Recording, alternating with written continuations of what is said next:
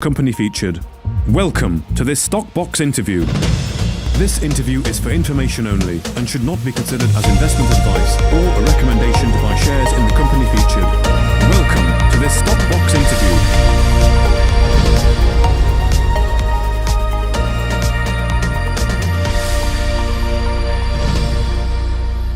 Joining us on Stockbox today is Mitchell Smith, who is the President and CEO of Global Energy Metals, who are listed on the TSXV with the ticker GEMC and the OTCQB market with the ticker GBLEF. So, hello Mitchell, welcome onto Stockbox. How are you doing?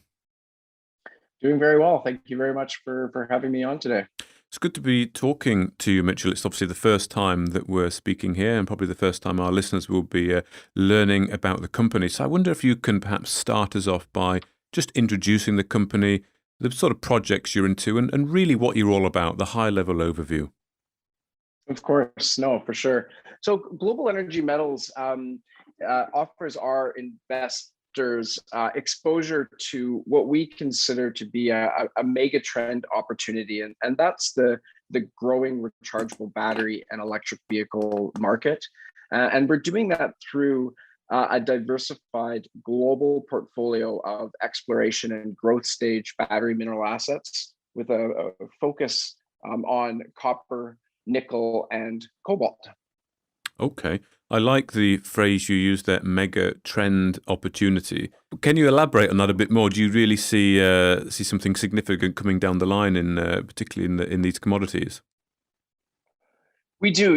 I think investing in this worldwide transition to a sustainable clean energy world using battery technology is something that is gaining a lot of recognition worldwide, and exposure to those metals that are associated with this mega trend is really integral to the key technologies of electric vehicle and energy storage markets, and we consider it to be one of the largest investment opportunities of this century. Global Energy Metals, it offers our shareholders a vehicle through which they can gain this exposure to what is a very highly leveraged segment of the next wave in battery supply chain investment. Okay. So let's just look at the spread of commodities you've got then. Are you really going after the EV market with the cobalt, copper and nickel projects? Because I also noticed that you had some precious metals credits there as well. We do, yeah. I mean, all of our projects have very significant opportunity with respect to either cobalt or copper or nickel, but there are associated metals, precious metals that come along as credits with these projects. Our focus is very much on building a future supply chain for those key commodities that are involved in the electrification of transportation and new energy storage. Cobalt, copper, and nickel are certainly three of the minerals that are core to this new battery storage market. Okay, and the precious metals there are perhaps more of a bonus then that come along with the project. Exactly. Yes. Okay. So are all your projects active then, or is the focus on a select few at the moment?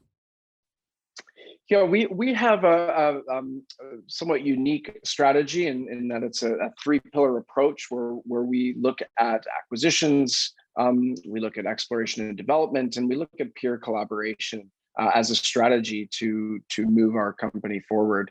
So the projects that we hold in our portfolio, and we've purposely acquired assets in top-tier mining jurisdictions that are close to infrastructure, have access to labor force, and they're also in close proximity to the end user market. So we have a number of these projects on 3 continents in 4 different countries, again in safe mining jurisdictions.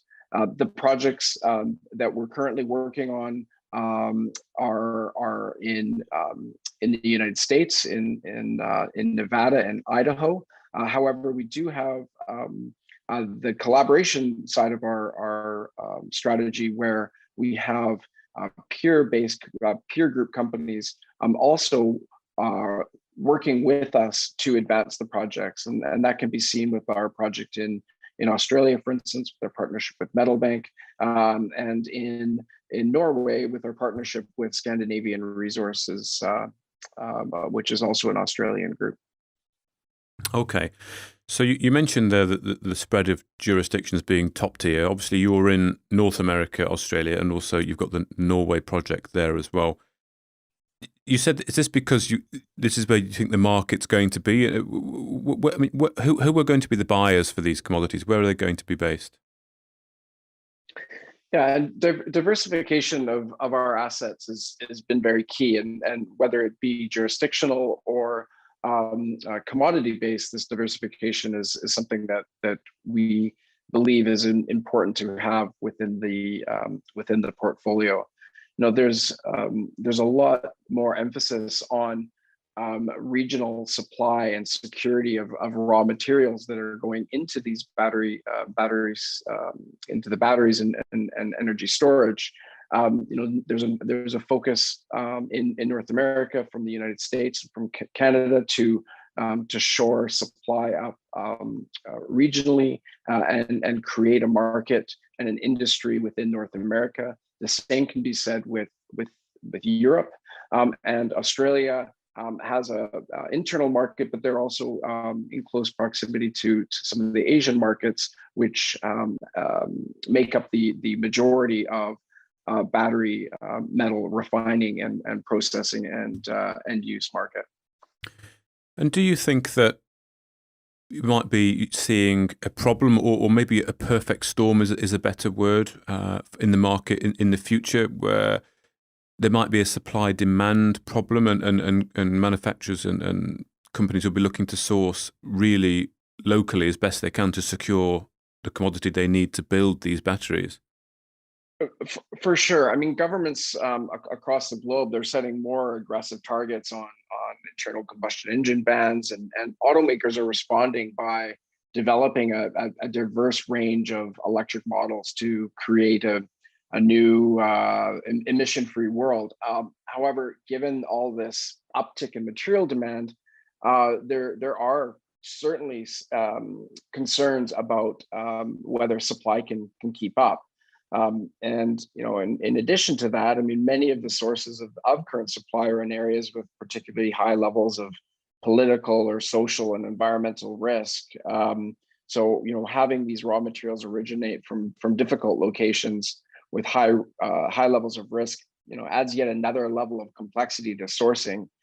So there's a tendency for new emerging safer markets to be able to compete, and by doing so, they're looking at more regionalized supply, and that's why we've selected the countries that we're in, and believe that they are able to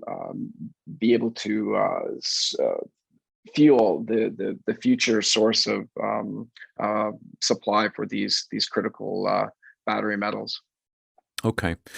Now, I think we'll be covering each of the projects in other interviews, because there are quite a few to go through in this first initial interview. We don't want it to take too long. But can you perhaps just give listeners an idea of the strategy and what you're looking to achieve, and also an idea of the roadmap? What's to come in the immediate future? Where are the immediate actions going to be? But also further down the line, what are we looking at? Sure, and I think it's important to mention the strategic partnerships that we've entered into, and that are providing us the ability to explore across multiple verticals, and in doing so, that it really enhances our shareholder value and market attractiveness. We have a partnership with a group called Metal Bank out of Australia that has a track record of global success.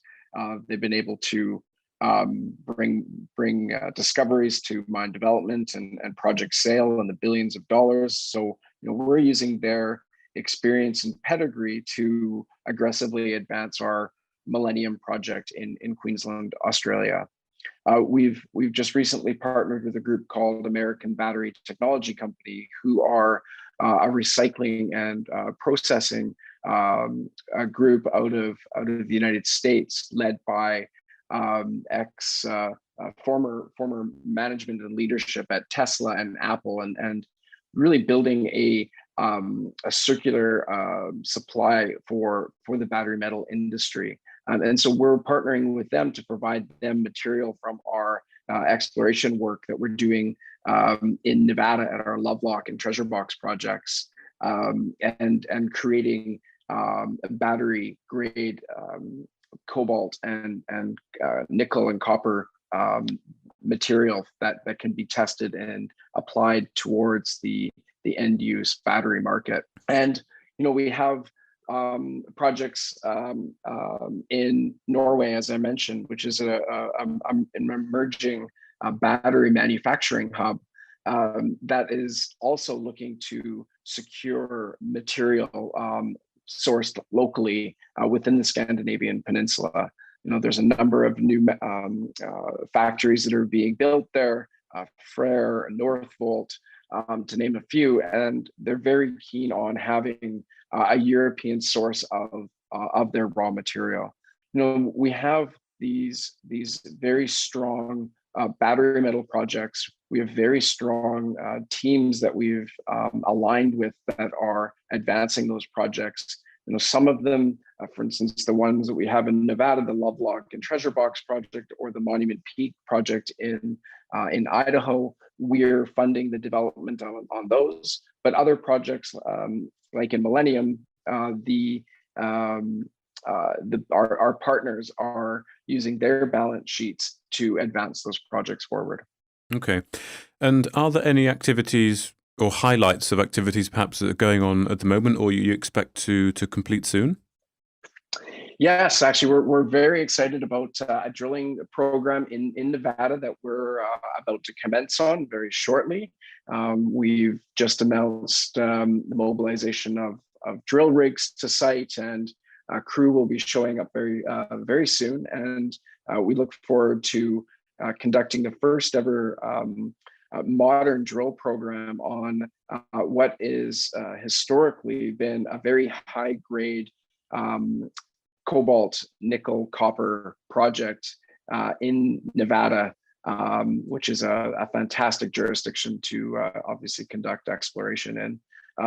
We're working again with American Battery Technology Company to use some of the material from site to test that. So we're looking forward for results there. We have a program that's ongoing in Idaho at the Monument Peak Copper and Silver Project. So results are pending. So there's a number of upcoming catalysts that I certainly encourage our listeners here today to follow, as there's a number of developments that should build some further attractiveness to global energy metals. Okay, well, thank you very much for that. It's a good overview.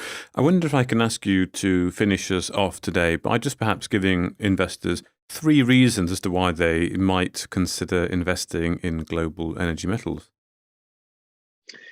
Yeah, I think first and foremost, our assets and the global presence with strategically located projects in top tier mining jurisdictions is certainly a reason to look at the company. All of these projects have an abundant amount of exploration upside, and they have the potential to move forward and become part of the battery metal supply chain. Second to that is our leadership team. This company is really built in mind to bring in that experience along the battery metals side.